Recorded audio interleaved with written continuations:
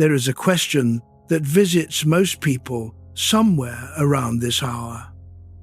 Not a frightening question, not urgent, just persistent. It arrives when the day has gone quiet and there is nothing left to distract you from it. The question is something like this: is what I have in love, in the people I am closest to, is it what I actually wanted? Or did I never quite work out what that was? You do not have to answer that tonight. You do not have to answer it at all. But you may have noticed that it follows you the way certain thoughts do, showing up again and again at the edge of sleep, patient as weather. Erich Fromm spent 60 years on that question. He was not a poet. He was not a preacher. He was a German-American psychoanalyst and philosopher who believed the question deserved a serious answer, not a comforting one. He wrote a small book in 1956 called The Art of Loving. It sold millions of copies. It is still selling, which tells you something about how rarely the question gets answered well. Tonight, we follow him. The house is still. Whatever pulled at you today has settled or is settling. Let your body find its weight against what is beneath you. You do not need to hold yourself up tonight. We begin in 1900. We begin in Frankfurt. Let your shoulders drop. There is a reason this question keeps returning. Fromm had a name for that reason. We are going to take 4 hours to understand it properly. That is the right amount of time. Fromm was not interested in easy reassurance. He was interested in something harder and more useful. The honest account of what love actually is, what it requires, and why most people move through their entire lives practicing something adjacent to it without quite arriving at the thing itself. The distinction he drew between the love that feels like an event and the love that works like an art is one of those ideas that, once you encounter it properly, becomes difficult to unsee.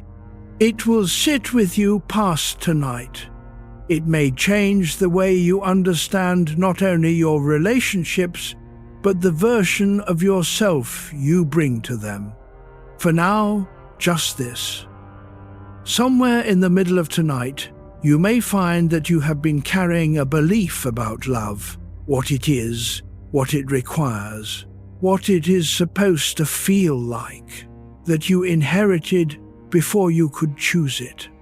A belief shaped by your first experiences of being loved and by the culture that framed love as something to find rather than something to practice.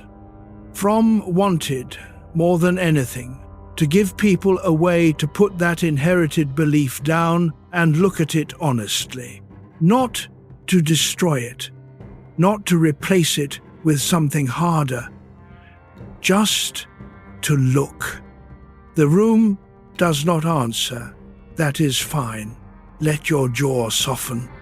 Nothing you hear tonight asks anything of you. Let us begin. Chapter 2. Frankfurt, 1900. Erich Fromm was born in Frankfurt, Germany, on the 23rd of March, 1900. He was the only child of Orthodox Jewish parents. His father was a wine merchant prone to anxiety and given to dark moods. His mother struggled with depression through much of his childhood. He would later describe his home as deeply neurotic, 2 people who cared for each other and found that caring alone did not resolve the distance between them. He watched them. That is what sensitive children do. He watched a marriage that had warmth in it, but not ease, closeness, but not calm. Two people who loved each other and found that love alone did not answer the question of how to be genuinely present to another person. This is where Fromm started, not with theory, but with observation, with the quiet, precise attention of a boy who grew up in a house where important things went unnamed. Frankfurt at the turn of the century was the city of ideas. The Jewish intellectual community was dense and serious, engaged with Europe's largest questions. Fromm grew up surrounded by learning. He read Torah. He read the ancient commentators. He was particularly drawn to the prophet Isaiah, whose central preoccupation was not law but justice, the way human beings treat each other when they believe no one is watching. That orientation never left him. At 15, the First World War began. Fromm would later write about the experience of watching neighbors become enemies overnight, watching ordinary people embrace hatred with the same ease they had once embraced their daily routines. He did not understand it. He spent the rest of his life trying to. At the University of Frankfurt, then Heidelberg, he studied sociology, psychology, and philosophy. He was drawn to two thinkers who seemed at first to be in opposition. Sigmund Freud, who argued that human behavior was shaped by unconscious drives, and Karl Marx, who argued that it was shaped by material conditions and social structures. Fromm spent years trying to understand whether both were right. He concluded they were both partly right, and that what each missed was the other. He trained as a psychoanalyst in Berlin in the 1920s. He sat with patients. He listened with an attention that his peers recognized as unusual, less interested in the correct interpretation than in the person delivering the material. What did this particular human being actually need? Not what their symptom demanded, not what the theory predicted. What did they need in order to live well? This question, simpler than psychoanalytic theory and more demanding, ran through everything he wrote. It ran through his books on freedom and fascism and the character types of modern society. And it ran most directly through The Art of Loving, the small book that would outlast all the others. He was 56 when he wrote it. He had been working toward it his entire life. Chapter 3. What we say we want. There is a gap in almost every honest conversation about love. On one side is the answer people give when asked what they want in a relationship.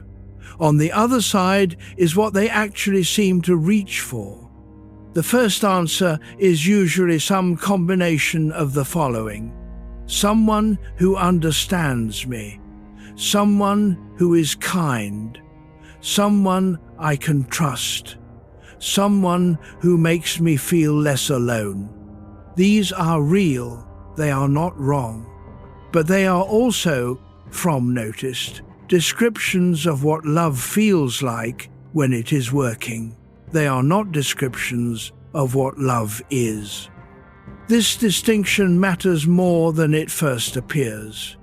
If you only know what love feels like when it is working, you are in difficulty the moment it stops feeling that way, because it will sometimes. Every relationship passes through stretches of numbness, distance, ordinary difficulty. If love is the feeling, then the absence of the feeling is the absence of love. And that conclusion leads people to very predictable mistakes. There are two kinds of love, Fromm argued. Not in the sense people usually mean, not romantic versus platonic, not early versus late, a more fundamental distinction. One organized around receiving, the other organized around giving. One driven by scarcity, the other by abundance. We will reach that distinction properly before this night is over. But first, notice the question itself. What you are looking for in another person. Not what do you want from a relationship, an abstraction, but what do you reach for in a specific human being? What is the quality in another person that makes you feel, finally, that you are somewhere safe? Most people, if they sit with this honestly, find something unexpected. It is not intelligence exactly, though intelligence matters. It is not beauty, though beauty does what it does. It is not even kindness, though unkindness is a deal-breaker. It is something closer to recognition. The sense that another person sees you, not the version you present, not the role you play, not the competencies you have spent years developing. You, the one underneath. Notice your breath. You do not need to change it. Just notice. Something Fromm described, and we will come back to this in the final hours of tonight, is that the feeling of falling in love is often the most intense feeling of connectedness a person will ever have. And also that this feeling is, in a precise sense, not yet love. Not a failure, not a lie. Simply the beginning of something that requires real work to become the thing it promises. The question we are following is what that work looks like. Let your shoulders drop. Chapter 4. Love is an art. The title of Fromm's 1956 book, The Art of Loving, is a provocation disguised as a promise. Most people read the title and assume they know what is inside. A book about love, perhaps a celebration of it, perhaps advice for finding it or keeping it. What they find instead is an argument, a patient, careful, demanding argument that begins with a single claim. Love is an art, not an accident, not a feeling that happens to you, not a reward for being good or attractive or worthy enough. An art, like music, like carpentry, like surgery. And the implications of that claim, once you follow them properly, are significant. If love is an art, then it requires knowledge. Not knowledge of the other person, though that matters. Knowledge of love itself, its nature, its demands, its common failure modes. Most people, Fromm observed, move through their entire lives without this knowledge, which is roughly equivalent to wanting to play piano without ever understanding what a note is. If love is an art, then it requires practice, sustained, daily, deliberate practice. The same quality of attention that a musician brings to a difficult passage. The willingness to fail, to notice what is not working, to try again, not with the expectation of perfection, but with the commitment of someone who takes the art seriously. If love is an art, then it can be learned. This is the hopeful part of the argument.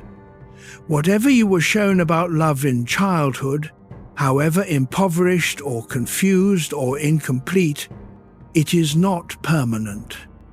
You can learn something truer. You can practice something better. But here is what Fromm noticed about his own society and what he would notice about ours. Almost nobody treats love as something to be learned. They treat it as something to be found.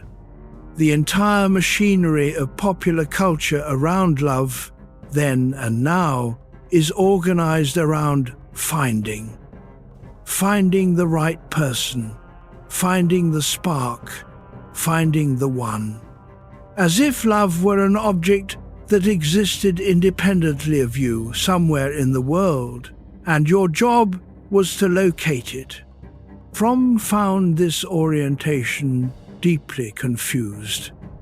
Not because the feeling of falling in love is unimportant, but because it is being asked to carry a weight it cannot bear. The feeling of falling is real and vivid, and among the most powerful experiences in human life. But it is not the art. It is the condition in which the art might begin. This is where the confusion lives. And the confusion costs people a great deal. Let your jaw soften. Feel the weight of the bed beneath you. Chapter 5. Falling is not arriving. In 1967, Fromm gave an interview to a German television program. He was 67 years old. He had been working on these ideas for 40 years. The interviewer asked him to summarize in a sentence or two what he believed love actually required. He paused. Not long. A few seconds. The way a person pauses when the answer is clear, but they want to give it the care it deserves. We will get to what he said. Not yet. There is something we need to understand first, and once we understand it, his answer will arrive the way a key arrives at a lock with a precision that feels almost physical. What we need to understand first is what Fromm meant when he said that falling in love is not love. This is, on its face, a surprising claim. Falling in love is the most intense feeling of connection most people will ever have. The preoccupation, the sense that another person has become the center of the world. How could this not be love? Because intensity, Fromm argued, is not the same as depth, and the feeling of falling in love is specifically the feeling of a barrier dissolving, the barrier of separateness, of privacy, of self-enclosure that we carry in ordinary life. When that barrier dissolves, what floods in feels like love. But what is actually happening is more like the temporary suspension of loneliness. Temporary, because the barrier comes back. It always does. Because it is, in a precise sense, the same barrier that makes you a person. To be separate from other people is not a problem to be solved. It is the condition of being human. Fromm described it as the deepest source of human anxiety, the awareness that we are, each of us, alone in a way that no amount of company can entirely remedy. Most of what people do with their lives, their ambitions, their entertainments, their rituals, are, at some level, attempts to address that awareness, to get through the day without feeling the full weight of it. Love is the only response that addresses it directly, but only a specific kind of love, not the falling kind, which is brief, not the possessive kind, which makes the anxiety worse. A third kind. That kind has to be built. The room is still. Somewhere outside, the night continues. You are here, in this hour, with Fromm and his patient questions. Let your breath move on its own. There is a temptation, when you hear that falling is not arriving, to feel something close to grief. Fromm would say, the falling was real. The longing it expressed was real. The question is only whether you built something afterward. Most people do not know they are supposed to. Chapter 6. The problem of being separate. There is a moment, if you have ever lived with someone for a long time, when you notice the strangeness of them. Not a bad strangeness, just the objective fact of them, that this person has a private interior life. Memories, associations, fears, passing thoughts that you will never fully access. That no matter how well you know someone, there is a core of them that remains permanently elsewhere. Most people find this fact uncomfortable. Fromm found it foundational. He called the basic human condition separateness, the awareness that each of us exists as a bounded individual, cut off from others by the wall of a body and a private mind. He traced the anxiety of this separateness back to early childhood, to the moment when the infant first registers that it is not its mother, that the warmth and fullness and closeness are not automatic, not infinite, not guaranteed. That registration, he argued, is the origin of most of what drives human beings. The desire for union, for closeness, for belonging, for love, is the response to that original anxiety. It is not a weakness. It is the most human thing there is. But what we do with the desire varies enormously, and the variations matter. Sigmund Freud, whom Fromm had studied carefully and then departed from, understood the desire for union primarily in terms of libidinal drives, the body's reach toward pleasure and the reduction of tension. Fromm respected Freud. He had trained in the psychoanalytic tradition, but he thought Freud had reduced something essentially human to something essentially biological, and in doing so had missed the most important thing. The most important thing was this: human beings do not just want physical union, they want to be known. To have their interior life, the strange, specific, private quality of what it is to be them, witnessed by another person who remains distinct enough to truly see it. That is different from wanting closeness. It is different from wanting comfort. It is a need that requires another person to be genuinely other, genuinely separate, in order to be met. This is one of the paradoxes that runs through everything Fromm wrote. In order to feel truly connected to another person, that person must remain genuinely themselves. The moment they dissolve into you, or you into them, the connection you were reaching for becomes impossible. You cannot be truly seen by a mirror. Martin Buber, the Jewish philosopher who was a near contemporary of Fromm's, had a way of naming this that stayed with Fromm throughout his life. Buber wrote about the difference between an I-it relationship and an I-thou relationship. In the I-it mode, the other person is an object, something you use, something you receive from, something that exists in relation to your needs. In the I-thou mode, the other person is a subject, a center of experience as real as your own, irreducibly themselves, encountered rather than used.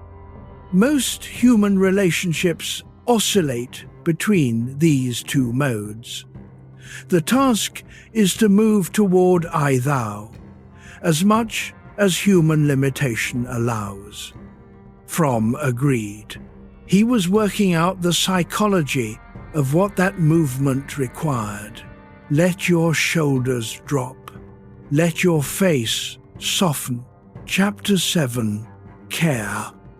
The first component of love, Fromm argued, is care. Not care as a feeling. Not the warm regard you have for someone you love from a safe distance. Active care. The kind that requires your time, your attention, your presence. The kind that can be verified. He used a plain example. If a person tells you they love a flower but never waters it, what do they love? Not the flower. They love something. Perhaps the idea of the flower, or the feeling they have in its presence. But the flower itself, as a living thing with needs, is not being loved.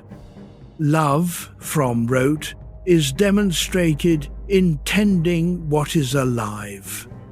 This is more demanding than it sounds, because living things have needs that do not arrange themselves conveniently around your schedule. The flower needs water when it needs water, not when you remember to give it. A child needs attention when they are struggling, not when you happen to be available. Another adult needs to be truly heard on an ordinary Tuesday, not only on the occasions when you have prepared yourself to listen. Care, in Fromm's sense, means developing the capacity to notice what another person actually needs, not what you assume they need, not what you wish they needed, not what would be convenient for them to need. What they actually need right now in the specific situation they are in. This requires the development of a very specific kind of attention. And it requires something that does not come naturally to most people raised in a culture organized around self-reliance and individual achievement. The willingness to be interrupted by another person's reality.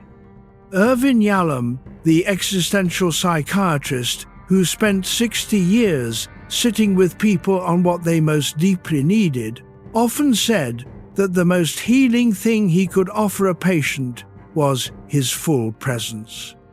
Not his expertise, not his interpretations, not his technique, his presence. The sense that he was genuinely there with them, attending to them as if they were the most important thing in the room. Because in that hour, they were. This is care as a practice. It can be learned. Most of us were not taught it explicitly, because most of us grew up in homes where attention was inconsistent, where the adults around us were managing their own struggles. We learned whatever version of care was modeled for us, and we have been practicing that version ever since. The good news in Fromm's framework is that practice can change. Let your breath settle. Notice your hands.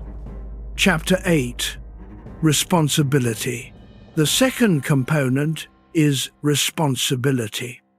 But not responsibility in the sense most people inherit. Duty, obligation, what you owe.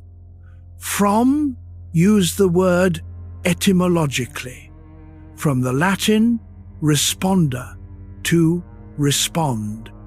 Responsibility, in this sense, is the capacity to respond to another person, not to react, not to manage, not to fix, to respond. There is a significant difference. Reaction is automatic. It emerges from your own patterns, your own history, your own needs. It is frequently confused with response, but it is faster than thought. Reaction is what happens when you have not quite arrived at yourself yet in the situation. Response is slower. It requires you to receive what is actually happening in the other person before you act. To pause between the stimulus and your own inner noise, and to let the other person's reality reach you. There is a line often attributed to Viktor Frankl, and whether the exact words are his, the idea is deeply consistent with his writing about the space that exists between stimulus and response. In that space, he believed, lay human freedom. The choice of how to respond is, in a precise sense, one of the most important choices a person makes. Fromm would have agreed, and he would have extended it. The capacity to respond to another person rather than simply reacting to them is not just freedom, it is love. This has implications worth sitting with. Most of what we call arguments in intimate relationships are, in Fromm's sense, failures of responsibility, not failures of love. The love may be genuine, but in the moment of difficulty, each person is reacting to their own history rather than responding to the person in front of them. They are speaking to the version of the situation that lives in their own nervous system rather than to the actual person in the actual moment. This is not a failure of character. It is a failure of practice. Donald Winnicott, the British psychoanalyst who worked with children and the adults they become, wrote about the development of what he called a holding environment, the quality of attention a good parent provides, which allows a child to feel safe enough to be themselves. The holding environment is not a physical space. It is a quality of relationship. It is, in essence, the experience of being responded to rather than reacted to. Adults need it too. We spend our lives looking for it in the people we choose to love. The question is whether we can provide it as well as receive it. Chapter 9. Respect. The third component is respect. Fromm was specific about what he meant. Respect, in Latin, is respicer, to look at again, to truly see. And what it means to truly see another person is to see them as they are, not as you need them to be. This is harder than it sounds, because the people we love are often the people we need most. And the people we need most are the people we are most tempted to reshape in our imagination, if not in fact, into the form that will meet our need most completely.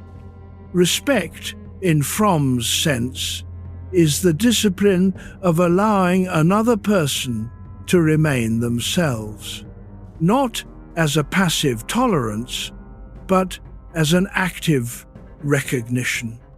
To see their life, their choices, their interior world as genuinely their own, not an extension of yours, not a problem you are in charge of solving, not a character in a story that is fundamentally about you. He put it plainly in The Art of Loving. That respect means, at its core, the concern that the other person should grow and unfold as they are, not as you need them to be.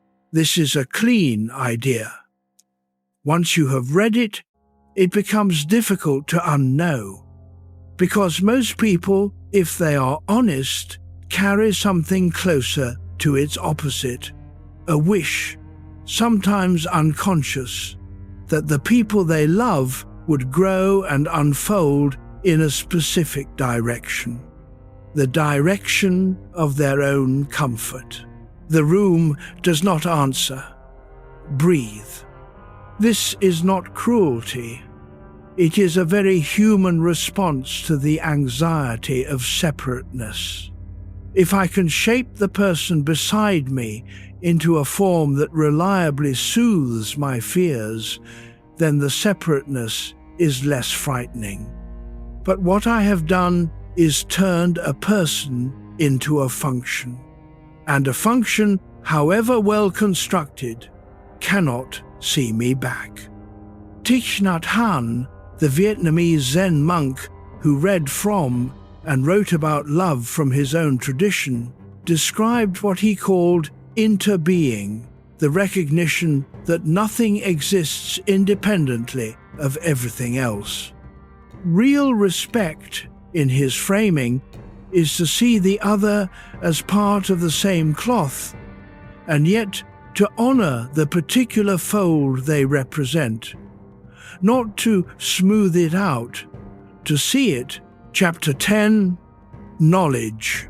The fourth component, and this is where the argument becomes most demanding, is knowledge. Not knowledge in the general sense, not knowing facts about a person, knowing them. There is a distinction here that Fromm worked out carefully. Most people think they know the people they love. They know their preferences, their histories, their habits, their moods. They have accumulated data. But data is not knowledge in the sense Fromm meant. To know a person in his sense is to know their inner world, the particular quality of what it is like to be them from the inside, their private fears, their specific way of experiencing difficulty, the thing they most want that they have never quite put into words, the place where their confidence ends and their silence begins. This kind of knowledge cannot be accumulated. It can only be discovered again and again in presence, because the other person keeps changing. The inner world you knew last year is not exactly the inner world they are living in tonight. People grow, shift, encounter new things that rearrange them. To know a person, then, is an ongoing practice. It requires sustained attention. It requires the willingness to be surprised, to discover that the person you have loved for 20 years contains something you have not yet reached.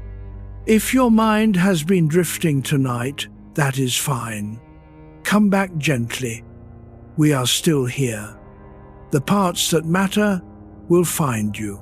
Søren Kierkegaard, the Danish philosopher who thought harder than almost anyone about what it means to choose and to choose to love specifically, wrote that the deepest love required a kind of knowledge that was not possessed but perpetually sought. He called it repetition. Not the dull repetition of routine, but the creative repetition of choosing the same person again and again with new understanding each time. Fromm read Kierkegaard. The influence is visible throughout his work. Both men believed that love was not something that happened to you and then was done. It was something you did perpetually, with increasing depth. So, 4 components: care, responsibility, respect, knowledge. And notice what all 4 have in common. They are oriented outward. They are organized around the other person, their reality, their growth, their inner world. This is unusual in a culture that has organized almost everything, including its language of love, around the self. What I feel, what I need, what I deserve. Fromm did not say, your feelings and needs do not matter. He said something more careful, that love is not the feeling you have for another person. It is the active, sustained attention you give to their life. Chapter 11, The Mother's Face.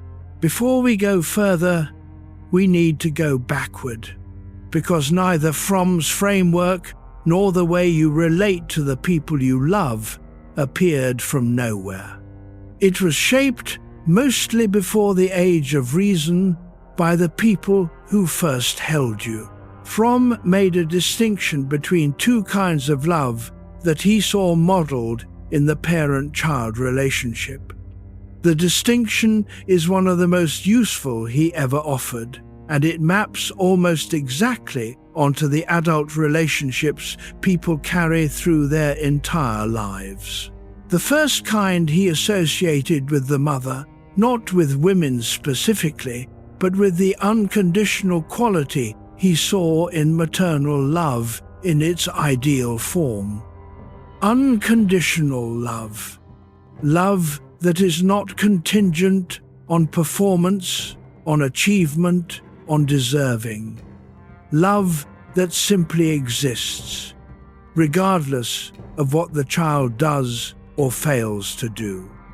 You were loved because you were, not because you were good, not because you were quiet, not because you were easy, because you existed. This kind of love, when given consistently, produces something essential in a person: the bone-deep belief that they are lovable. Not that they must earn love, not that they must maintain a performance that makes love possible, but that their existence itself is sufficient grounds for being loved. When it is not given, when the love a child receives is conditional, contingent, something that must be maintained by good behavior or by not causing trouble, something different takes root. The belief that love must be earned, that it is a reward, not a given, that the self in its unperformed state is not quite enough. This belief is remarkably common and remarkably persistent. Let your breath move. Let your eyes rest.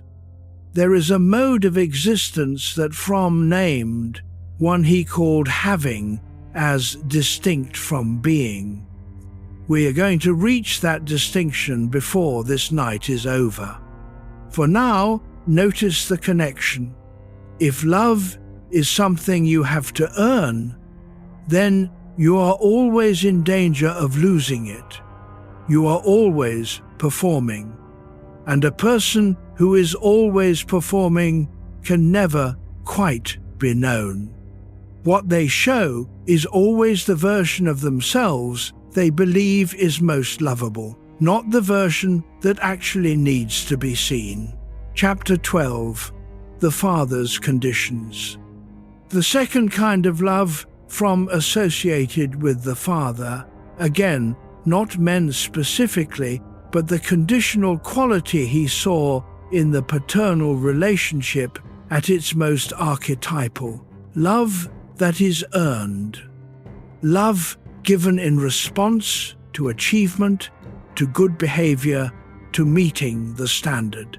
I am proud of you because you deserve it. Love as a reward for the right performance. This kind of love, at its worst, teaches the child that they are valuable insofar as they are useful, that their worth is tied to performance, that there is always a standard and their job is to meet it. But here is what Fromm was careful to say. This is not only damage. The paternal kind of love, at its best, gives a child the experience of effort mattering, of actions having consequences, of the self being able to grow, to improve, to earn something through genuine work. This is not nothing. The problem arises when one kind of love comes without the other. A child who receives only unconditional love learns that existence is sufficient, but that effort has no meaning. A child who receives only conditional love learns that effort is everything, but that existence alone is not enough. The person who carries mostly conditional love into adulthood spends their life trying to deserve the love of the people around them. They are reliable, often high-achieving, often easy to be around because they work hard at being easy. But late at night, in the honest hours, they suspect that if they stopped performing, the love would stop. This is the suspicion that Fromm wanted to address, not by denying it, but by giving people a way to see it clearly, to understand where it came from, to notice its effects, and to begin building something different. John Bowlby, the British psychiatrist who spent his career studying attachment, how the early bond between child and caregiver shapes every relationship that follows, confirmed much of what Fromm had argued intuitively. The patterns we learn in early love are not destiny, but they are the default. They run in the background until something disrupts them. Fromm believed that understanding could disrupt them. That insight, properly arrived at, could loosen the grip of the pattern enough for something new to grow. Let your jaw soften. Let your face rest. Chapter 13. What we carried out of childhood. Think about the first time you felt that someone truly saw you. Not performed for you, not approved of you, saw you. If you are lucky, it happened early. A parent who listened without agenda. A teacher who noticed something in you that you had not yet noticed in yourself. An older sibling who took you seriously when no one else was paying attention. If you are less lucky, you had to wait longer. It might have been a friend in your 20s, or a partner later still, or a therapist in the confessional patience of that room. It might still be arriving. The point Fromm would make is not about how early it happened, but about what you needed it for. The feeling of being seen, genuinely, specifically, without agenda, is not a comfort. It is a confirmation of existence. It tells you that the self you have been living inside is real and particular and worth attending to. Without that confirmation, people manage. They perform extremely well. They build lives that function smoothly, that produce results, that look from the outside like evidence of a person who has it together. But the inner life grows quieter, more guarded, more careful, because the inner life learned somewhere early that showing itself was not safe. Mihaly Csikszentmihalyi, the Hungarian-American psychologist who spent his career studying what makes people deeply happy, found something relevant here. In his research on flow, the state of deep absorption in a meaningful task, he noticed that the experience of flow required a very specific condition: the complete suspension of self-consciousness, the disappearance of the self-monitoring inner voice. Most people experience this only in certain activities. What Fromm was describing is a relationship in which that same disappearance is possible, not through the dissolution of self into another person, but through the safety of being known. The self-monitoring goes quiet because it is not needed, because the person beside you has seen the real you and they are still there. This is what we are really looking for. Not someone to complete us, not someone to fix us, someone in whose presence the performance can finally stop. The room is quiet. Let your shoulders drop. Feel the weight of what is beneath you. Chapter 14, The Body Remembers First. There is an intelligence in the body that the mind is slow to acknowledge. Before you understand something about another person, before you can put it into words, your body already knows it. The slight tension across the shoulders when someone says something that claims to be kind but isn't. The easing of breath when you are with someone who truly means you well. The particular quality of tiredness that follows a conversation where you were being managed rather than heard. Bessel van der Kolk, who spent decades studying what difficult experience does to the body, wrote that the body keeps the score. That what the mind does not yet have language for, the body stores and signals in its own idiom. Tight muscles, shallow breath, a persistent sense of alertness that does not know when to rest. Fromm did not have van der Kolk's neuroscience, but he understood the body's knowledge.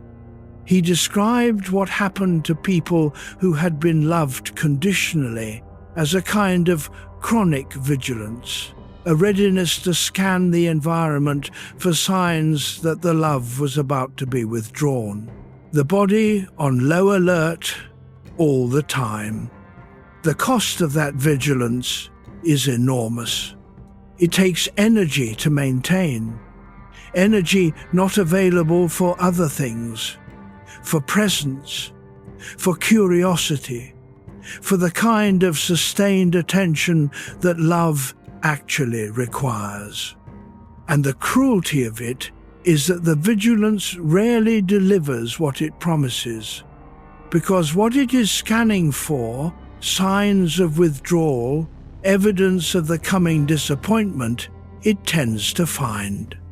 Not because the disappointment is always coming, but because the pattern is primed to see it.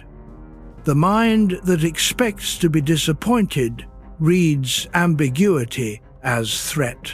This is not a moral failing. It is how pattern recognition works. What disrupts it is not willpower, it is not positive thinking, it is the accumulated experience of being loved in a way that does not withdraw. The body learns from repetition. It learns that rest is possible. It learns that the performance can stop. Breathe. Nothing you hear tonight asks anything of you. Chapter 15, Symbiosis and its Hunger. Fromm had a word for one of the most common forms of failed love. He called it symbiosis. The word comes from biology. Two organisms living in a relationship of mutual dependence, each relying on the other for something it cannot produce alone. In biology, symbiosis can be neutral or beneficial. In love, Fromm argued, it is always a failure. A symbiotic relationship is one in which two people are fused rather than connected, in which the boundary between self and other has become so porous that neither person can clearly say where they end and the other begins. This can look from the outside like intense love. Two people who cannot bear to be apart, who need each other constantly, who define themselves entirely in relation to each other. It has the intensity of union without any of its depth, because depth requires two separate people. You cannot be truly known by someone who is too merged with you to see you. You cannot truly love someone who has no interior life independent of yours. Symbiosis comes in two forms. The first Fromm called submission, the pattern in which one person dissolves into the other, takes on their needs as their own, loses the thread of their own interior life in the service of the relationship. The person who always defers, who never expresses a contrary preference, who shapes themselves around whatever the other person needs. This can look like selflessness. It is often fear.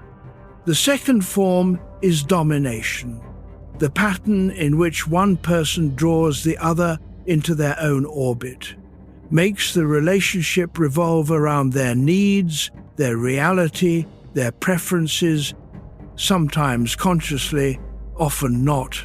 The dominator may feel this as love. What it is, Fromm argued, is a sophisticated form of loneliness. Both patterns come from the same root, the terror of genuine separateness. The belief, usually unconscious, that union requires merger, that to be truly with another person, you must give up yourself or make them give up themselves. The opposite is true. But it requires practice to believe it. Let your breath move. Notice the weight of your body. Chapter 16, Possession as a Failure of Love. There is an idea that appears in Fromm's work more than once, in different forms, that stays in the mind after everything else fades. It goes something like this. Love is not the desire to have another person. It is the capacity to want another person to flourish. The distinction between having and wanting to flourish is the difference between two completely different orientations toward the people we love. When we love from the having mode, another person becomes, in some sense, ours. We want them nearby. We want them to remain as they are or to become what we need them to be. We feel their changes as losses, their independence as threat. The love is real, the feeling behind it genuine, but its orientation is inward toward the self's need rather than outward toward the other person's life. When we love from the wanting to flourish mode, the other person's growth, wherever it leads, is not a threat, it is the point. What matters is that they are becoming more fully themselves, not that they remain configured in the way most convenient for you. This second mode is harder. It requires something that feels, in practice, like repeatedly releasing your grip. Not on the person, You do not have to release the person on your idea of them, on the future you had constructed that featured them in a specific role. Fromm drew on Meister Eckhart, the 13th century German mystic, whose concept of releasement described a quality of openness that allows things to be as they are, rather than forcing them into the shape of our desire. This is not indifference. It is not passive. It is the highest form of attention, which includes the willingness to be surprised by what it finds. Chapter 17. Escape from Freedom. In 1941, Fromm published a book that had nothing and everything to do with love. It was called Escape from Freedom. It was written while the world was destroying itself. He had left Germany in 1934 as the Nazi movement was consolidating power. He had watched his own culture-educated, musically sophisticated Germany turn toward authoritarianism with something closer to relief than resistance, not under compulsion, not purely from fear, with something like gratitude. Fromm needed to understand why. His answer was both psychological and philosophical. Freedom, he argued, genuine freedom, the kind that requires you to make your own choices, to take responsibility for your own life, to stand alone in your own judgment, is deeply frightening. It is, in a precise sense, the loneliest condition there is. And many people, when offered the choice between genuine freedom and the comfort of submission to a larger authority, choose submission. Not because they are weak or stupid, but because the weight of individual freedom, without the structures of meaning and community that earlier centuries had provided, is genuinely difficult to bear. This argument was not only about fascism. Fromm was clear about that. The same dynamic operates in miniature in every human relationship. People flee from the freedom of genuine individuality into the warmth of conformity, of merger, of giving their authority to someone else. The escape takes different forms. Sometimes submission to a partner, sometimes simple conformity, the careful maintenance of a persona that matches what the surrounding culture expects, with the private self kept carefully hidden. In all of these cases, the temporary relief is real. The anxiety of separateness does diminish when you give up the responsibility of being yourself. But what you lose is equally real. You lose access to yourself. And without that access, genuine love becomes impossible, because the self that the other person is supposed to know no longer has a stable address. If you are still awake at this hour, this is the part I wanted you to hear. The escape from freedom, Fromm argued, is not a failure of courage. It is a failure of preparation, of not having been given the early love that makes freedom feel safe rather than catastrophic. Which means it can be addressed, not easily, not quickly, but deliberately, over time. Chapter 18. The Market and the Self. In 1947, Fromm published Man for Himself. In it, he introduced a concept that has aged better than almost anything else he wrote: the marketing character.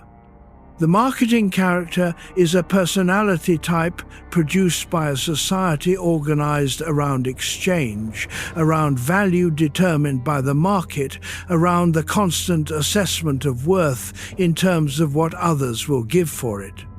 In a market society, things, including people, are worth what they can get for themselves in the current moment.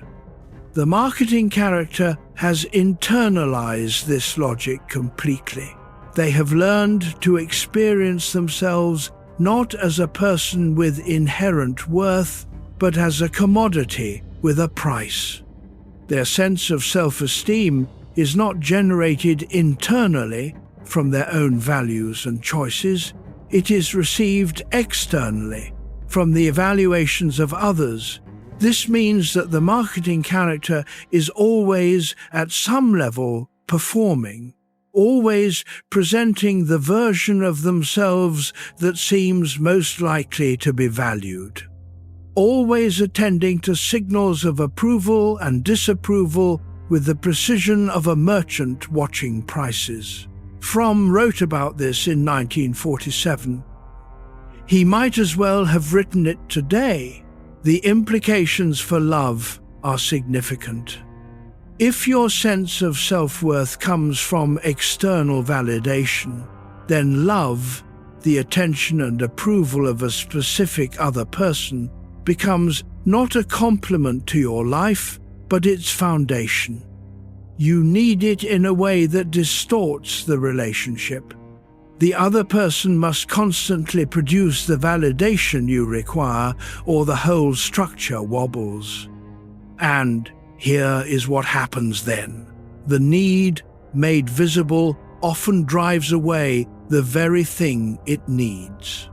Because people who are loved anxiously, who sense that their love is performing a function rather than being freely given, tend to feel trapped rather than cherished. Blaise Pascal, who spent years in isolation in the cold rooms of Port Royal, wrote in a different century, but with the same precision, that all of humanity's problems stem from our inability to sit quietly alone in a room.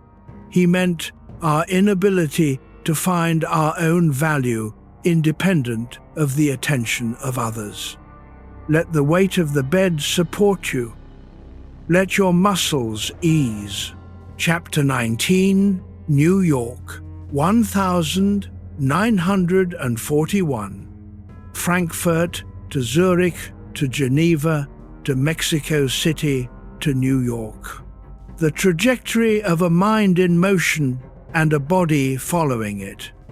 Fromm arrived in New York in the 1930s and spent the 1940s there, watching from an ocean's distance his old country consume itself, and sitting day after day with patients who had their own versions of the same problem he was thinking about in his books.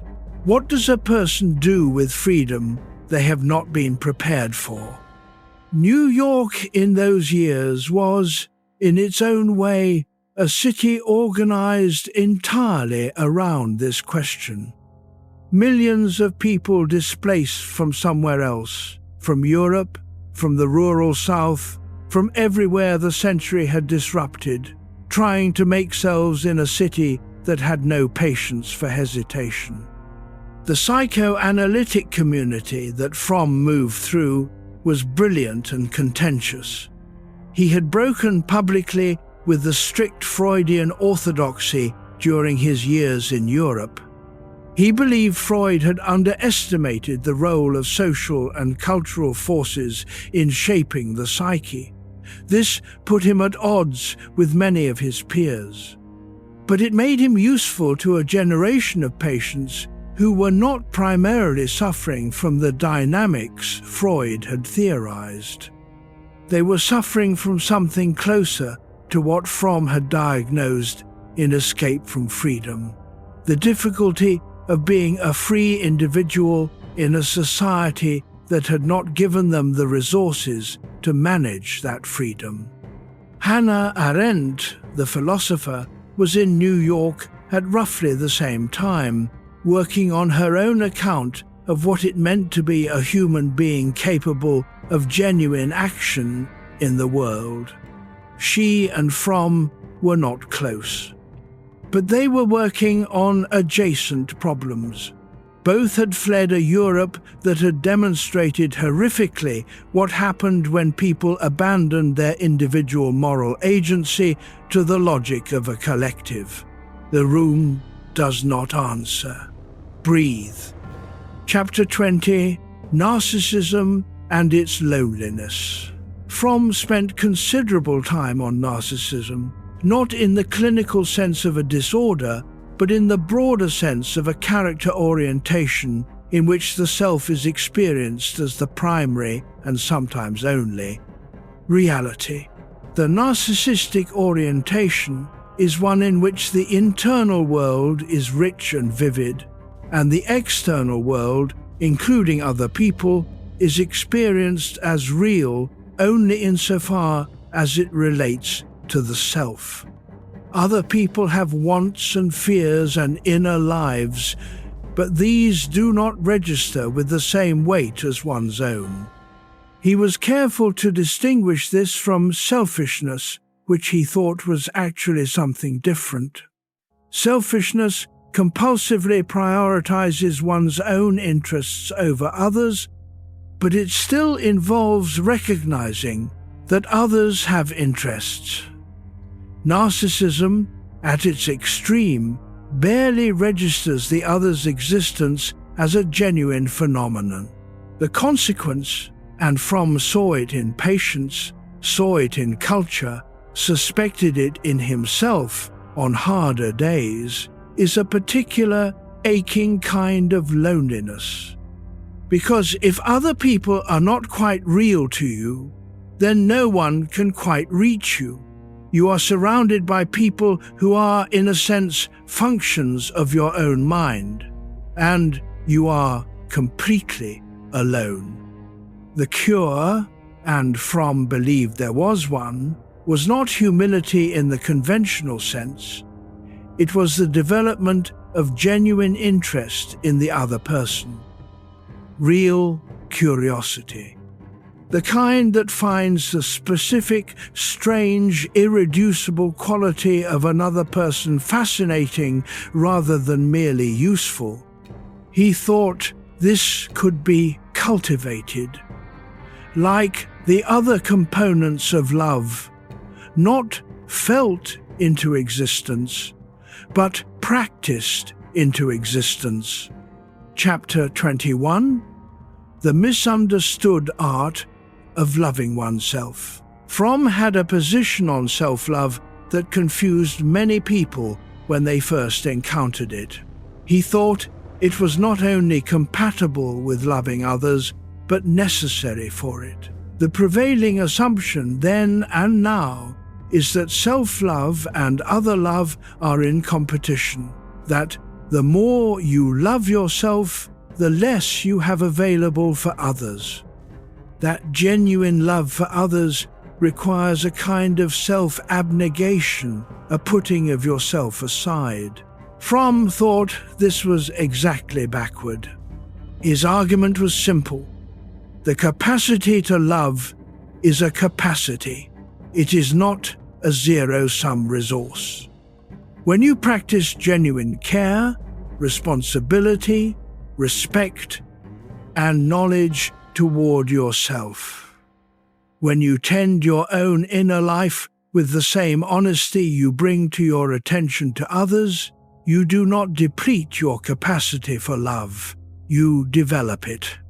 Conversely, the person who has no genuine relationship with themselves, who treats their own inner life as an inconvenience, who maintains the performance even in private, who has never learned to sit quietly with their own experience, does not have more love available for others. They have less. Because the capacity to truly attend to another person is the same capacity as the one needed to attend to oneself. The opposite of self-love, Fromm thought, was not selflessness, it was self-contempt, which expresses itself as the relentless need for external validation. The person who cannot love themselves, cannot receive love from others, without converting it immediately into evidence. They are always checking, is it still there? Have I done something to lose it? This is not a comfortable state to inhabit, and it is not, ultimately, a stable one. Let your breath move. Notice the quiet. Chapter 22. Biophilia, the love of what is alive. Fromm used a word that appears throughout his later work, biophilia, the love of life. The orientation toward the living rather than the dead, the growing rather than the fixed, the dynamic rather than the static. He set it against what he called necrophilia, not in the lurid sense, but in the precise psychological sense of the orientation toward the fixed, the controlled, the predictable. The love of order, of certainty, of things that do not surprise you. The necrophilic orientation, in Fromm's use, is not a pathology of the few. It is a tendency of the many, in cultures organized around control and predictability. When life is frightening and uncertain, the appeal of fixity is real. If everything is nailed down, nothing can get away. But biophilia, the love of life as it is, alive and uncertain and perpetually changing, is the soil in which genuine love grows. Because a person you love is alive, they are changing. They are not the same person you met, not the same person they were 5 years ago, not the same person they will be in 5 years. If you cannot love the changing, you cannot love a person. You can only love your idea of them. Lao Tzu wrote in the Tao Te Ching, "Water is the softest thing, yet it can penetrate mountains and earth." What makes water capable of moving through stone is precisely its softness, its willingness to conform to whatever shape it encounters, to move around obstacles rather than through them.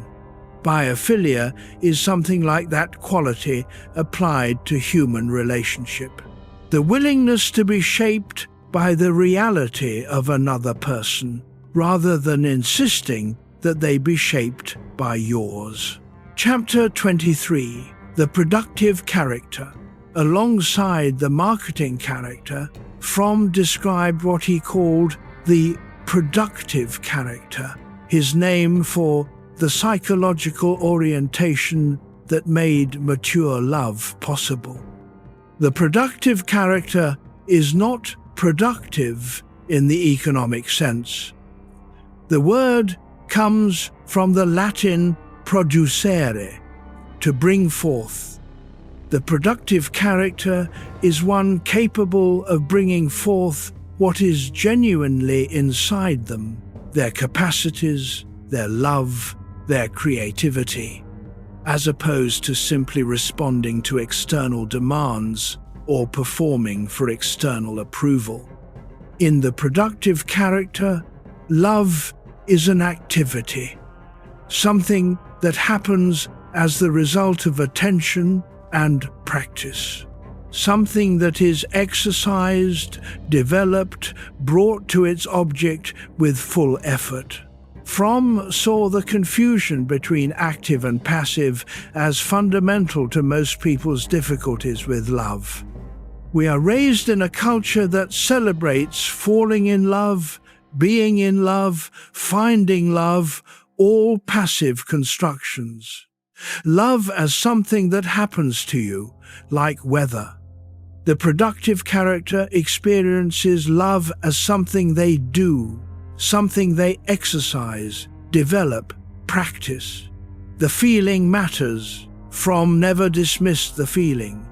But the feeling is not the point. The activity is the point. And this reframe changes everything. Because if love is something you feel, then its absence is the end. If love is something you do, then difficulty is not the end of love, but the test of it. Mihaly Csikszentmihalyi's research on happiness is relevant here again. He found that the most consistently happy people were not those with the most positive feelings, but those most capable of engagement, of genuine, absorbed, interested attention to whatever they were doing. The capacity to engage, to be fully present, to attend to what is in front of you. Productive love is engagement with another person, their reality, their growth, sustained across difficulty, across the stretches where the feeling is not available. Let your shoulders drop. If your mind has wandered tonight, that is fine. Come back gently. The parts that matter will find you. Chapter 24, Having and Being. In 1976, Fromm published what would be his last major work. It was called To Have or To Be. He was 76 years old. He had been thinking about these two modes of existence for nearly 5 decades. The book is a distillation. Everything he had worked out through Escape from Freedom and The Art of Loving and Man for Himself comes to rest here in the simplest version of the argument.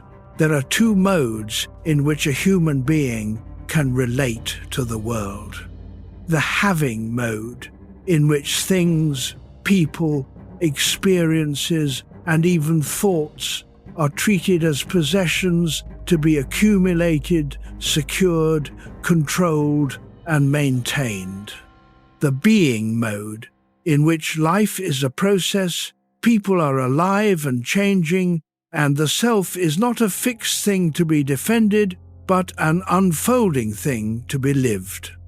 In the having mode, a person is their possessions, including their relationships, their identity, their beliefs. To lose any of these is to lose part of themselves. Change is therefore threatening. Growth in a partner is threatening because it means the relationship is changing, and change means the possibility of loss. In the being mode, the self is not possessed, it is expressed. The relationship is not owned, it is lived. The other person's growth is not a threat, but an extension of what love is for. Fromm was clear, these are not two types of people, they are two tendencies present in everyone in different proportions. A person raised with mostly conditional love will have a stronger pull toward the having mode, because love for them is something to be maintained, not expressed. A person raised with mostly unconditional love will have more access to the being mode because their existence was never contingent on getting the formula right. But access to the being mode can be developed. That is what Fromm spent his life arguing. Let your jaw soften. Feel the quiet of this hour. Chapter 25, The Frankfurt School and A Young Thinker's Doubt. In 1929, Fromm joined the Institut für Sozialforschung in Frankfurt, what the world came to know as the Frankfurt School. He was 29. The school was assembling some of the most sophisticated minds in German intellectual life. Max Horkheimer, Theodor Adorno, Herbert Marcuse, Walter Benjamin. Their project was ambitious. They wanted to understand how modern capitalist society shaped human consciousness, how the economic conditions of a culture produced particular kinds of people, particular kinds of desire, particular kinds of suffering. They drew on Marx and Freud simultaneously, trying to construct an account of the human being that was both social and psychological.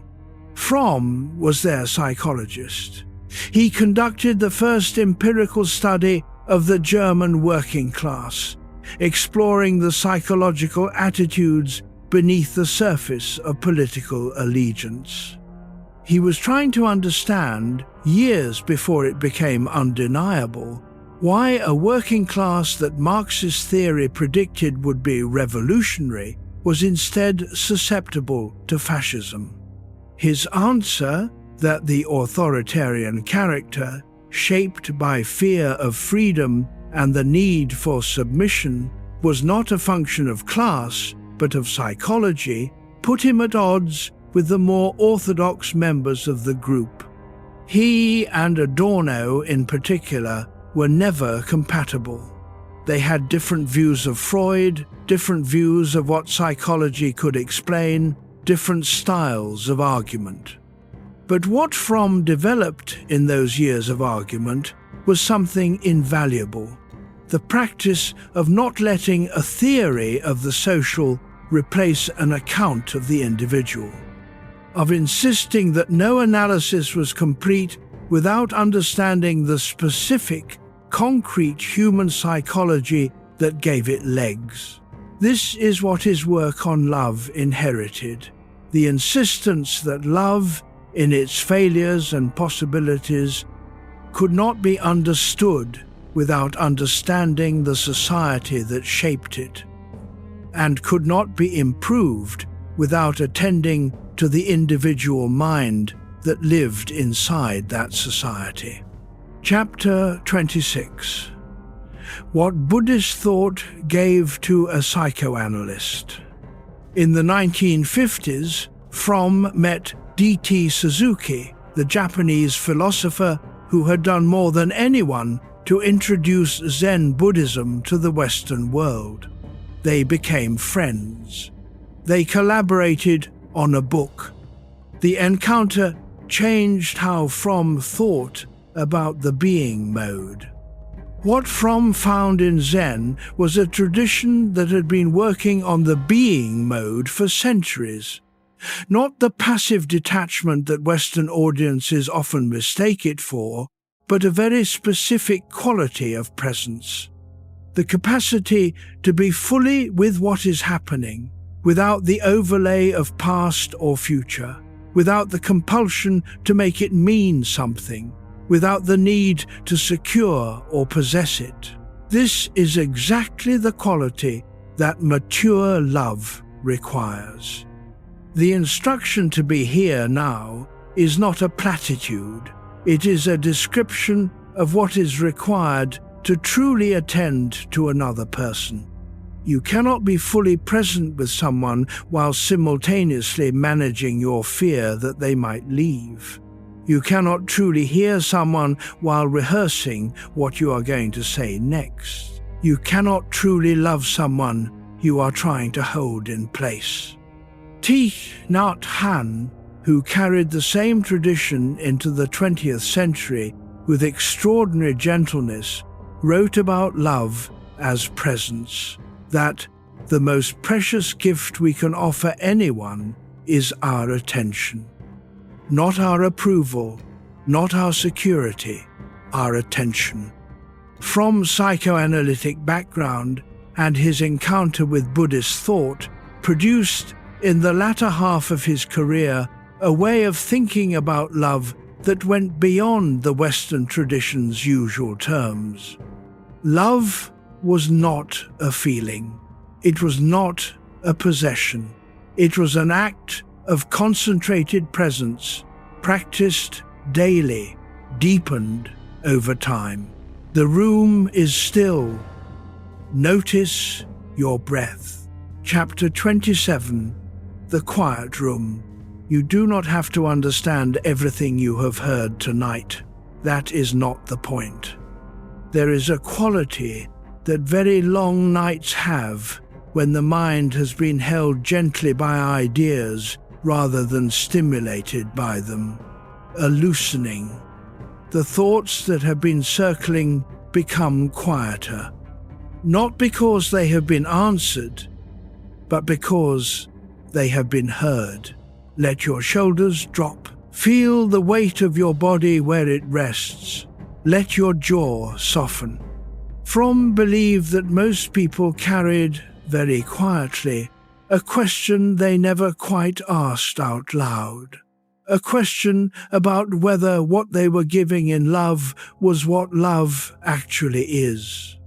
Whether the version of care they had practiced, the performing, the deferring, the managing, was really what another person needed, or whether they were missing something they had never been taught. He did not think this was a cause for shame. He thought it was a cause for learning.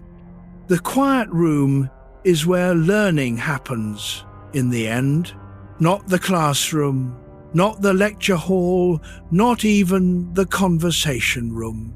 The room where nothing is required of you, where the performance is finally over, where the mind can turn toward itself with some patience. This is that room. Let the breath move. You do not need to change it. Chapter 28, Two Faces of Loneliness. Fromm distinguished between two kinds of loneliness. The distinction is one of the most useful he offered, and it is the kind of thing that once you hear it, you start noticing everywhere. The first kind is the loneliness of isolation, the loneliness of being physically separated from other people, of being alone in a room, in a city, in a life that does not have enough human presence in it. This kind of loneliness has a remedy. More connection, more company, more relationship. The second kind is different. It is the loneliness that happens inside a relationship. The loneliness that arrives even when you are surrounded by people who love you, or who say they love you, or who behave as people in love behave. The loneliness of being unseen, of knowing that the version of you that is known to others is not quite the real one, and wondering if the real one could survive exposure. This is what Fromm called existential loneliness. And it is not resolved by company. It can intensify in company. It can be most acute in bed beside a person you have been with for 20 years. The remedy for this second kind of loneliness is not more people, it is more honesty, the particular vulnerable honesty of letting oneself be known, of bringing the real self, the unmanaged self, the one that has not quite passed all its own internal inspections, into the relationship. This requires, above all, another person who is capable of receiving it, who has developed enough of their own being mode orientation to welcome rather than manage what they find. It also requires a certain act of courage, the courage to discover that you can be seen and still be there. Kierkegaard wrote about this courage in the context of what he called repetition, the willingness to choose a relationship not once but continuously, with the full awareness of what that choice costs. The person you commit to loving is not the idealized figure of early love. They are the specific, limited, sometimes frustrating, real person. To love them anyway, to choose them again with full knowledge, that is what Fromm meant by the art. Chapter 29, The People Who Taught Us to Earn Love. There is a particular quality of exhaustion that comes from spending years earning love that should have been given. You probably know what I mean. The sense of being very careful around someone, of monitoring their mood, their approval, their temperature. of making yourself smaller when they are upset, larger when they seem to need buoying, adjusting constantly to whatever version of yourself seems most likely to be tolerated. This is not a failing, it is a learned skill. It was probably essential at some point. The child who learned to read the adults in their home, to predict the coming difficulty, to manage the situation before it escalated, was not being weak, they were being adaptive, they were surviving. The problem is that the skill persists long after the original necessity has passed.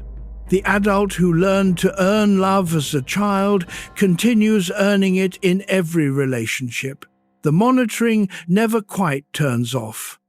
The self never quite settles into itself. Winnicott called the result the false self, the persona constructed to interface with a world that the true self found unsafe. The false self is not dishonest exactly. It is not performing something it does not feel. It is curated, selected, the version most likely to be accepted. Fromm thought that genuine love, the kind that involves real care, real knowledge, real respect, was the primary medicine for this condition. Not therapy necessarily, though therapy can help. Just the sustained experience of being loved in a way that does not require the performance. If you are still awake at this hour, come back gently. We are in the final stretch now. The question we started with is getting its answer. Chapter 30, The Love We Practiced and Called Something Else. Most people have practiced love their entire lives.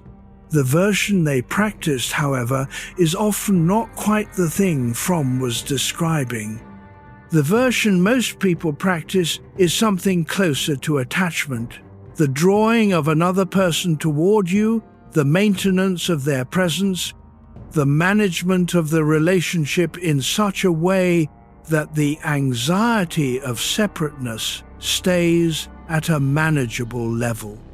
This is real. It is not nothing.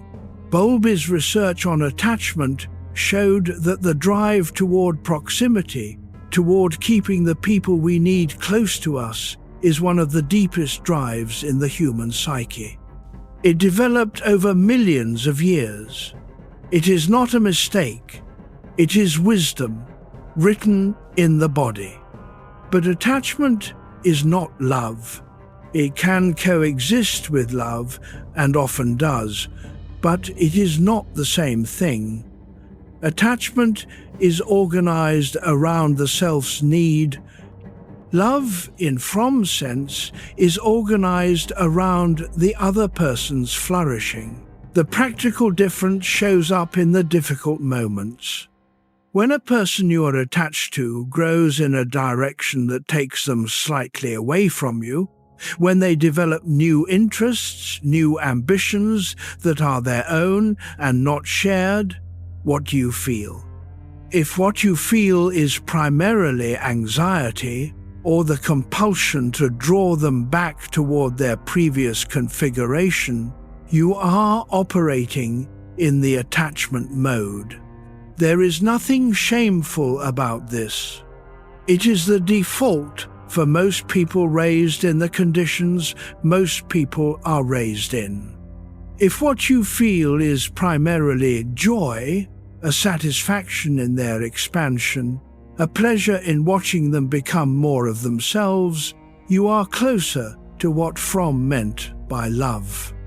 And it can be practiced toward the latter, not dramatically, not through a single decision, through the slow accumulation of tiny choices to prioritize the other person's growth over your own comfort. Let your breath move. The room is still. Chapter 31. The Conversation that was never finished. Think of a conversation you never had, the one you wanted to have or needed to have with a person who was important to you, a parent, perhaps, a person you loved and lost, or loved and left, or loved and let drift until the distance became permanent. You probably know the conversation I mean, the one where you would have said what you actually meant, not the version you presented, but the underneath, the real fear, the thing you needed and could not ask for, the gratitude that arrived too late, or the grief, or the honest account of what the years together actually meant. Most people carry several of these, conversations that did not happen with people who mattered more than they said. The words stayed inside, and then the moment passed, and then the person was gone or changed, or the conversation became somehow impossible. Fromm would have said, this is the cost of a culture that does not teach people to speak from their interior. That teaches performance instead of expression. That rewards the polished version and makes the real one feel unsafe. The conversations that do not happen are the measure of how much of ourselves we have kept back. They are also sometimes what teaches us, what makes the next relationship different, what opens in us the capacity to speak the thing we could not speak before. It is not too late to have some of them. Not in the literal sense. Some of the people are gone. Some of the moments have passed. But the part of you that needs to be heard is still there. And there may be someone in the relationship still alive who would receive it. Chapter 32, what we really reach for at 11 at night. Here is what I think we are really looking for when we lie in the dark and the question comes. Not excitement, not even happiness exactly. Something quieter than that. Something that feels like, this is mine. I am home. The person beside me, or the memory of the person, or the hope of the person, knows something true about who I am, and I do not have to perform for them. The psychologists call this many things. Secure attachment, felt safety, the capacity to self-disclose without consequence. Fromm called it love, and he argued throughout his life that it was not rare, that it was not reserved for the fortunate or the lucky or the people with the right childhood, that it was the natural destination of any person willing to practice the art with the seriousness they brought to anything else they genuinely wanted to become good at. He also acknowledged that most people do not make that practice, not because they do not want to, but because they do not know they are supposed to, because the culture around them has defined love as a feeling, has organized all its stories around finding, and has never offered a reliable account of what love actually is. His book was an attempt to offer one. This night is a small continuation of that attempt. Notice your breath. Let the weight of the bed hold you. Chapter 33, Union Without Loss of Self. The paradox that runs through everything Fromm wrote about love can be stated simply. The deepest union with another person is only possible if both people remain fully themselves. This sounds counterintuitive. We have been trained to think of love as requiring sacrifice of self, that to truly love another is to put their needs before your own, to give more than you take, to be less so that the other can be more. There is something important in this. Care and responsibility and respect do require placing the other person's reality in the center of your attention. They require choosing the other person's growth over your own comfort sometimes. But they do not require the dissolution of yourself. In fact, they make it impossible. Because if you dissolve yourself into the other person, if you lose the thread of your own interior life, your own preferences, your own honest responses to the world, then the other person is no longer in relationship with you. They are in relationship with a mirror, and a mirror cannot love them back. What Fromm described as mature love is something closer to what Buber meant by the I-Thou encounter. Two genuinely distinct people, each fully themselves, turning toward each other with complete attention. The union is in the attention, not in the merger. The closeness is in the being fully present, not in the being indistinct. This is why Fromm thought that healthy self-love, the capacity to know and attend to your own interior life, was not a precondition that had to be achieved before love was possible. It was the very substance of love's exercise. To love well, you have to be someone with a genuine interior life, genuine responses, genuine limits. Someone the other person can actually find. The room does not answer. That is fine. Chapter 34, The Courage That Love Requires. Fromm used the word courage rarely in his writing.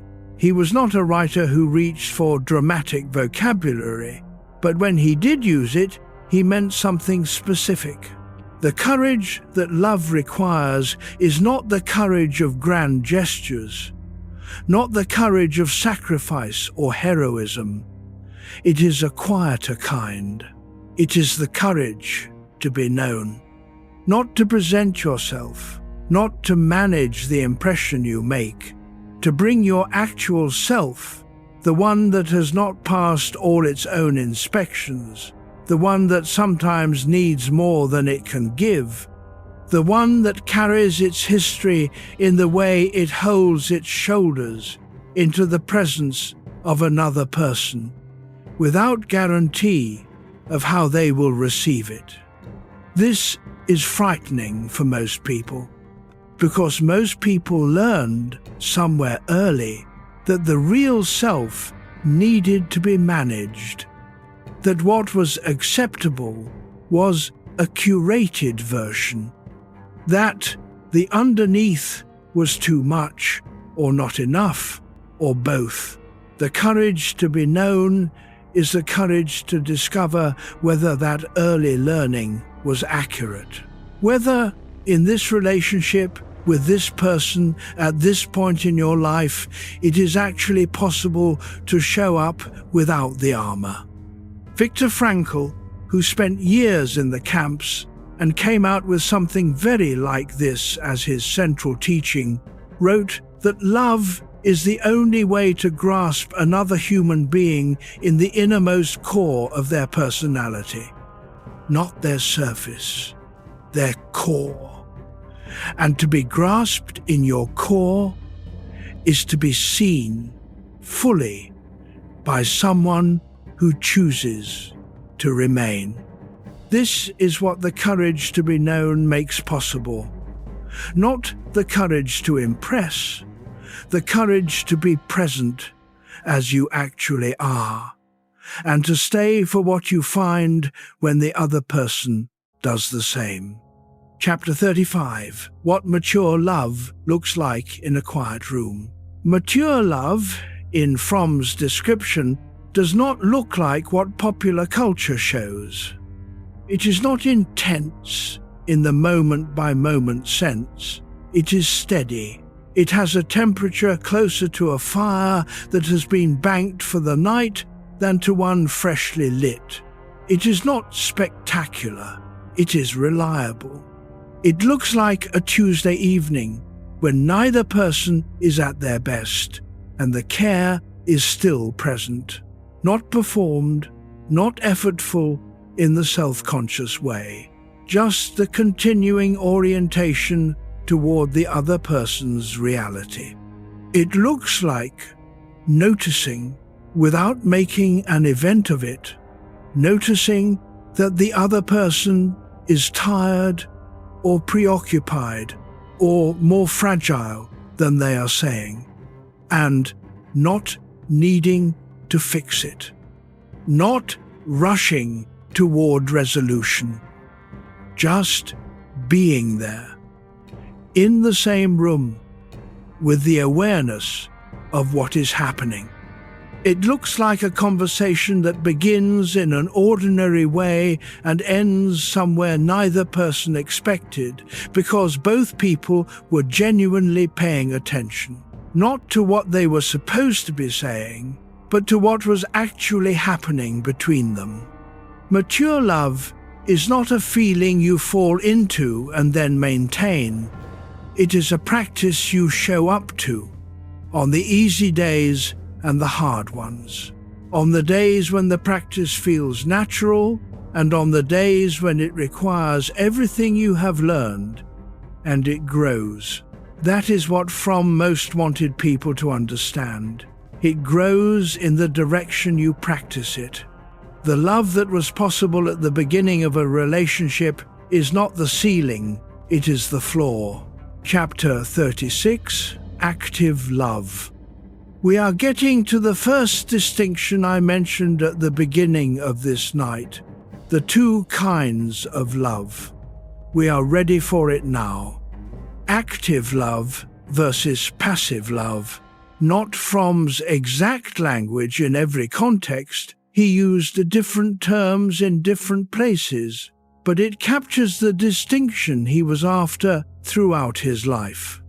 Passive love is the love of receiving. The orientation organized around what you experience in the other person's presence, the feeling they give you, the security they provide, the need they meet. This is real. Every relationship has it. But when it is the primary orientation, the relationship is fundamentally about you, what it delivers to you, what you get from it. Active love is the love of giving, not in the sacrificial sense, not in the self-annihilating sense, the giving of attention, of care, of genuine interest in another person's life. The orientation organized around the other person, what they need, what helps them flourish, what the specific quality of this person in this moment is asking for. Fromm's most demanding claim is that active love is not only more ethical than passive love, it is more satisfying. Not immediately, not in the burning intensity of early passion, which is almost entirely passive, but sustained over time in the specific density of a real relationship. Active love is more satisfying because it is always growing, because it has an object outside itself, because it is organized around something real rather than around the self's needs, which are, in the end, always somewhat disappointed. Let your breath move. The room is still. This is what Fromm spent 60 years trying to say. Not in the sense of an argument won, in the sense of a door left open. Chapter 37. When affection becomes control. There is a form of love that looks like care and functions as control. Fromm was precise about this. It presents itself as protectiveness, as concern, as the desire to keep someone safe, to manage their environment, to spare them difficulty. And the feeling behind it can be genuine. The person in the controlling position often believes sincerely that they are acting from love. What they are actually acting from, Fromm argued, is the anxiety of separateness taking a particular form. If I keep you close, if I manage your world, if I am necessary to your functioning, then you cannot leave. You are mine in a way that does not depend on your freely choosing me. This is not a pathology of monsters. It is a pathology of ordinary people with ordinary fears, whose early love taught them that love and control were the same thing. That to love someone was to keep them safe by keeping them regulated. The test is straightforward, though not easy. Does your love make the other person freer or less free? Do they expand in your presence or contract? Do they bring more of themselves into the relationship over time or carefully manage what they show? Fromm thought that love, genuine, active, being mode love, should increase the other person's freedom, should be, in a precise sense, liberating. Not because you approve of everything they do or become, but because your care is genuinely for them and not for the configuration of them that most reliably soothes your own anxiety. This is a hard test. Most people, if they are honest, find their love fails it sometimes. Fromm thought that was fine. He thought the test was not a verdict, but a direction. Chapter 38. The person who stays. There is a different kind of courage than the courage to begin. The courage to stay. Not to stay passively, out of inertia or fear, or the sunk cost of years invested. To stay actively, to choose, again and again, the specific person with full knowledge of who they are, their limits and their gifts, the ways they disappoint and the ways they astonish, the things they will probably never change, and the things that are still becoming. This is the repetition that Kierkegaard wrote about, not the repetition of sameness, but the repetition of choice. The willingness to encounter the same person today and choose them again, not because they are perfect or convenient, but because the practice of loving them has become part of who you are. Fromm thought that most people left relationships, emotionally, if not physically, at precisely the moment when the first stage of intense feeling faded. They left because they had been taught to associate love with the intensity of the falling, and when the intensity diminished, they concluded that love was gone. What was actually happening was that the first stage was ending, and the second stage, the real art, the practice, the building of something that could deepen rather than just pulse, was beginning. Most people never reach it. Not because they cannot, because nobody told them it was the real destination.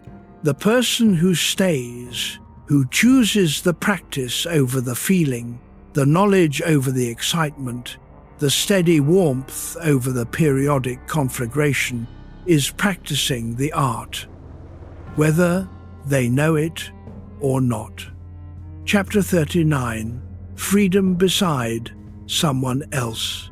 Fromm returned in the last decade of his life to the question of freedom. He had spent the 1940s arguing that most people fled from it. He spent the 1970s asking what it might look like to stop fleeing. The answer he arrived at was not solitude. It was not independence in the conventional sense. The freedom of having no attachments, no dependencies, no relationships that could disappoint you. That kind of freedom, Fromm thought, was just loneliness with a better press agent. The freedom he described was more demanding, the freedom of genuine individuality within genuine relationship. The experience of being fully yourself, with your own thoughts, your own values, your own interior life beside another person who was also fully themselves, and choosing from that fullness to be together. This is not the freedom of falling in love, which is really the freedom from the usual self-consciousness for a brief period. This is the freedom of being known and remaining. The freedom of not having to perform, even when performance would be safer. He thought this was possible. He thought most human beings were capable of it, given the right conditions and the willingness to practice. He also thought most people had never been shown it was an option, had been offered instead the choice between merger and isolation, between losing yourself in another person and keeping yourself safe by keeping everyone at a measured distance. Neither of these, he thought, was love. Both of them were substitutes. Real love, the kind worth practicing, the kind worth building, was what happened when two people discovered they could be genuinely free, genuinely themselves, and genuinely together. Let your breath settle. Let your jaw soften. Chapter 40. The Gift That Costs Something Real. Fromm was asked in more than one interview what the single most important thing was that a person could offer someone they loved. He always gave some version of the same answer. Presence. Not presence. Not reassurance. Not even primarily kindness. Presence. The genuine being there, with full attention, without the distraction of your own internal monologue, without the management of your own anxiety, without the agenda of where you need the conversation to go. This is the rarest gift, because it is the most costly. It costs exactly what is hardest to give: the suspension of your own preoccupations in the service of another person's reality. It is also the most healing. Yalom, who sat with thousands of people in the process of facing what they most feared, said that the experience of feeling fully heard, genuinely, without agenda, by another person who was really there was one of the most reliably healing things he had ever witnessed. Not the being heard by a skilled professional, the being heard by another human being who had, in that moment, given up their own concerns to attend to yours. To be fully present to another person is an act of love. Not the falling kind, the practiced kind. The kind you arrive at after years of noticing what it costs you to stay behind your eyes in your own concerns while another person is in the room with you. The room is still. You may be drifting now. That is fine. The parts that matter will find you. Chapter 41. What the body knows at rest. There is a mode of understanding that becomes available when the body is horizontal and the ordinary demands of the day have receded. A kind of clarity that arrives at the edge of sleep, when the defended self has loosened its grip enough to let certain things through. You have been in having mode most of your waking hours. This is not a criticism. It is the mode that gets things done, maintains things, ensures that what matters to you continues to exist in the form you left it. It is necessary, but the being mode, the mode in which experience is encountered rather than managed, in which the self is expressed rather than defended, in which another person is truly seen rather than assessed. The being mode is closer to where you are right now. The body knows it. The loosening of muscle that comes when genuine rest begins is not only physical, it is the organism's signal that the performance is over for tonight. That the territory of the self does not need defending right now. That what is here can simply be here. Fromm thought that this quality of rest was available in waking life, in the presence of a person who truly loved you.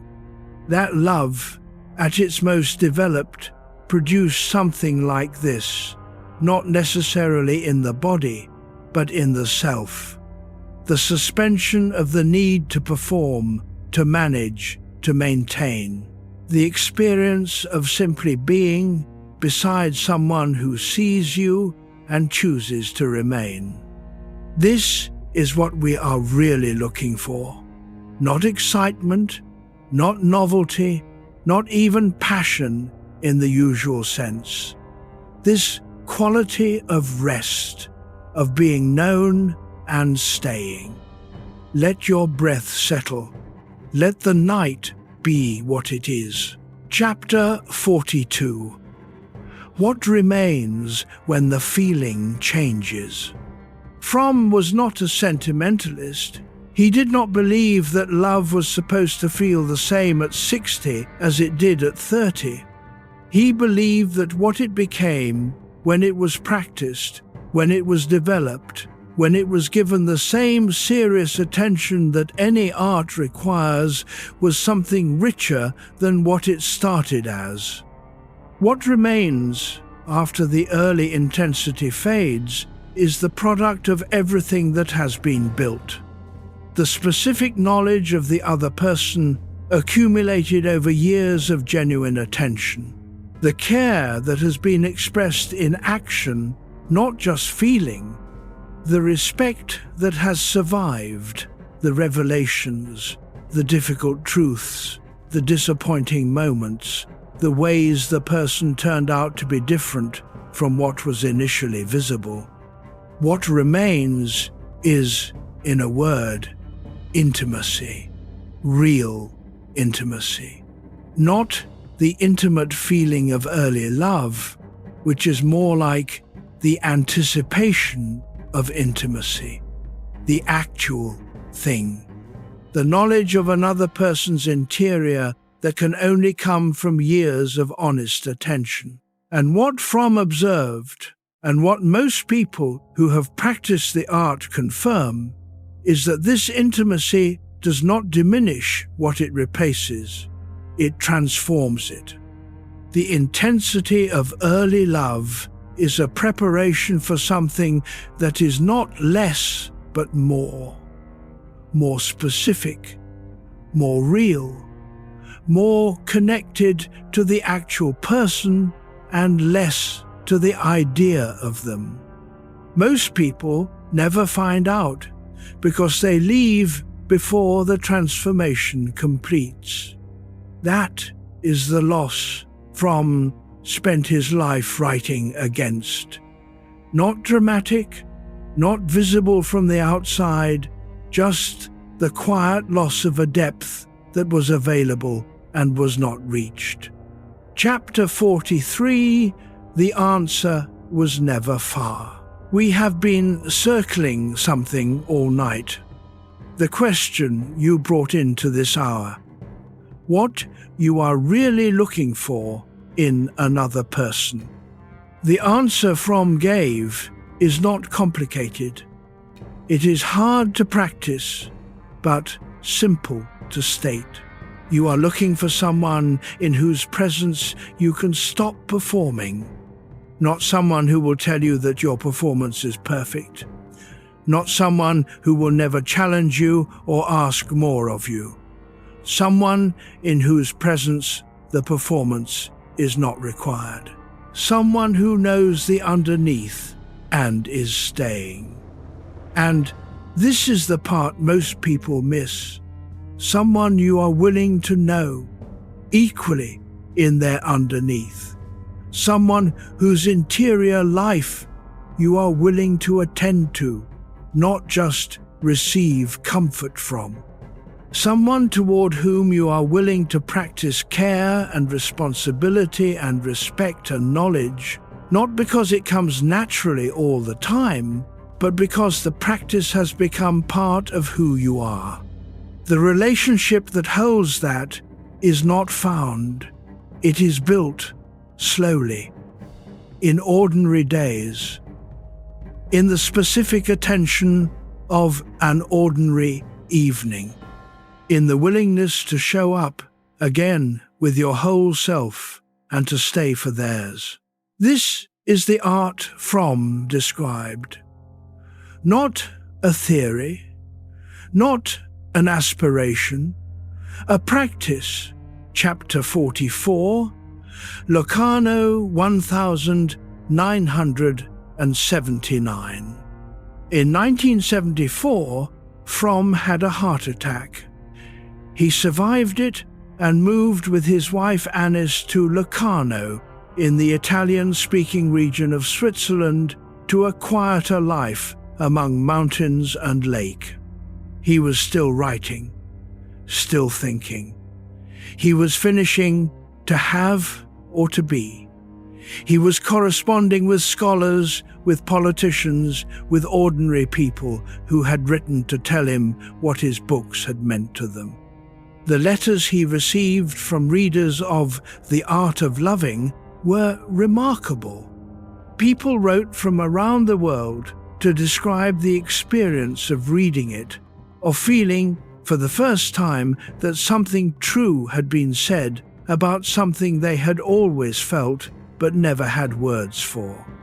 People who were, they said, changed by it, not because it gave them a solution, but because it gave them a frame. Fromm read every letter he could. He answered many of them personally. He was interested in ordinary people in a way that some intellectuals are not. The ideas, for him, were always in service of the question of how an ordinary person in an ordinary life could live better. He had 3 more heart attacks. The last one came on the 18th of March, 1980, 5 days before his 80th birthday. He died in Locarno, quietly in the early morning. His wife was with him. The room does not answer. Let your breath move. Chapter 45, What He Left Behind. The Art of Loving has never gone out of print. It has been translated into more than 30 languages. It sells still to people who have never heard of the Frankfurt School or the history of psychoanalysis or the intellectual debates of 20th century Germany. They buy it because of the title.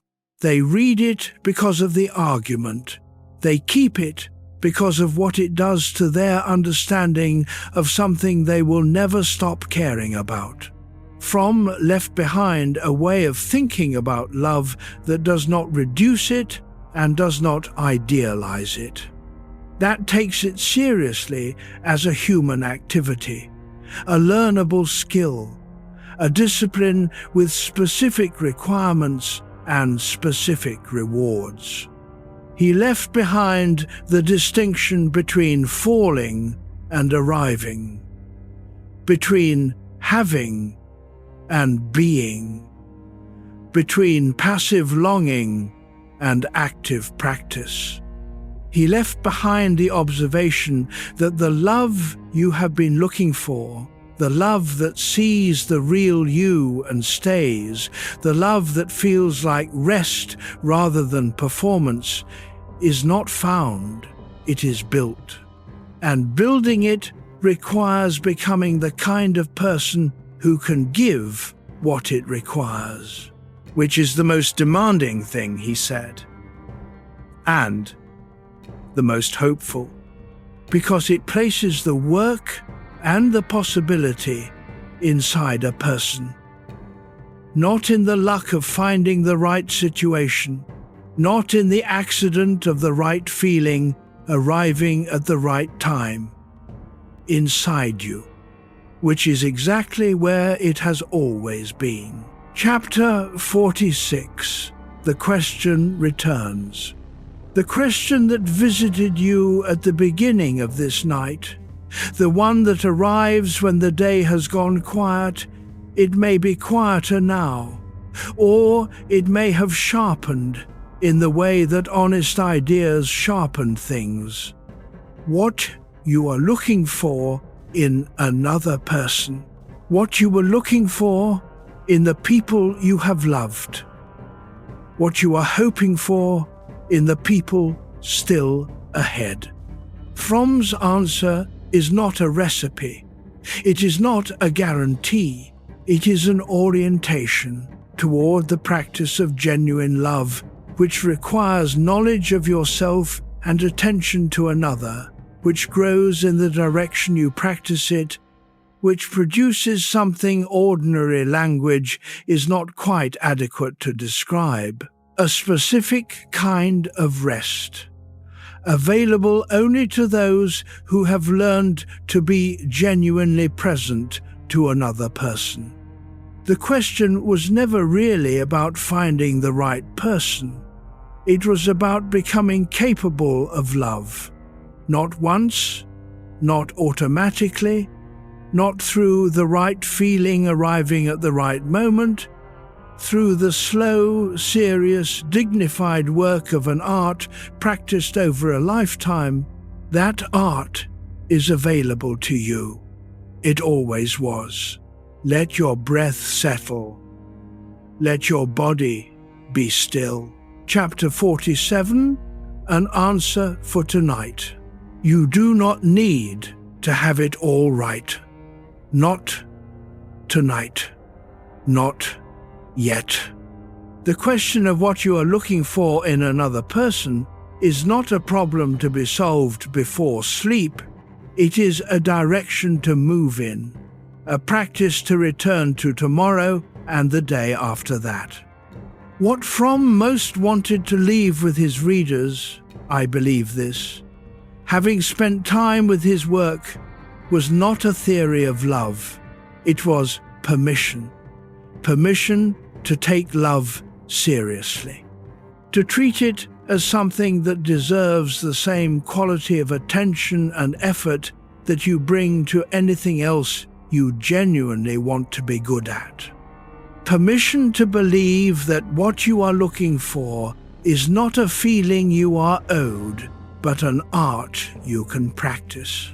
Permission to stop performing and start being, even a little, even tonight. Let your shoulders drop. Feel the weight of your body where it rests. The house has gone quiet. Your breath is moving on its own. And now the thing from the 1967 interview. Fromm paused, and then he said something like this.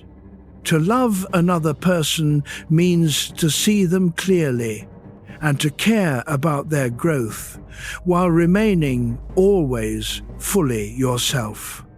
Not completing them, not losing yourself in them, not waiting for them to make you whole. Seeing them, staying, being together what two separate and complete people can be. That is the art. That is what you are really looking for, and what you are capable of giving. Chapter 48.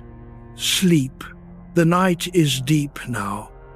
Whatever brought you here, the question that would not go away, the restlessness of a mind that needed somewhere to be, it has been companied, not solved, companied. Fromm spent his life in the company of this question. He was not always peaceful. He was not always certain. But he was always honest, always careful, always willing to say the difficult thing rather than the comfortable one. He believed that human beings were capable of genuine love.